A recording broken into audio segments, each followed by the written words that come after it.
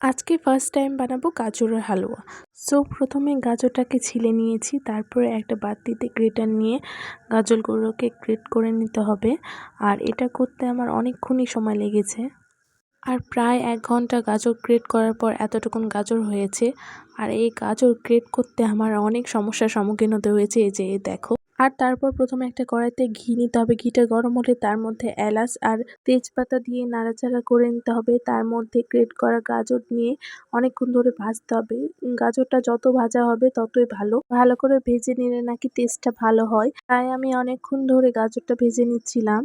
এবার ভালো করে ভেজে নিয়ে আমি এর মধ্যে গরুর দুধ অ্যাড করব। অনেকে এর মধ্যে জল মিশায়, কিন্তু জল মিশালে গাজরের হালুয়াটা অত ভালো হয় না।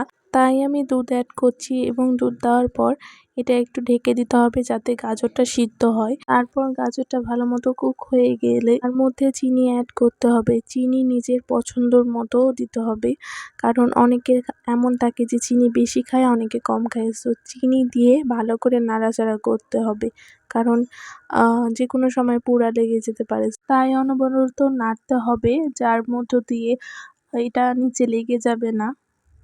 কিন্তু লিটারেলি এটা রান্না করতে, করতে আমার ধৈর্যের সীমা পার হয়ে গেছিল। কারণ এই যে চিনি থেকে যে জলটা বেরিয়েছিল সেটা শুকাতে, শুকাতে অনেকক্ষণ সময় লেগেছিল। এনিওয়েজ এই পর্যায়ে আমাদের হালুয়া রেডি। সো এর তো আমি এনজয় করছি। শেষমেশে আমি এতটুকুনি হালুয়া পেয়েছি।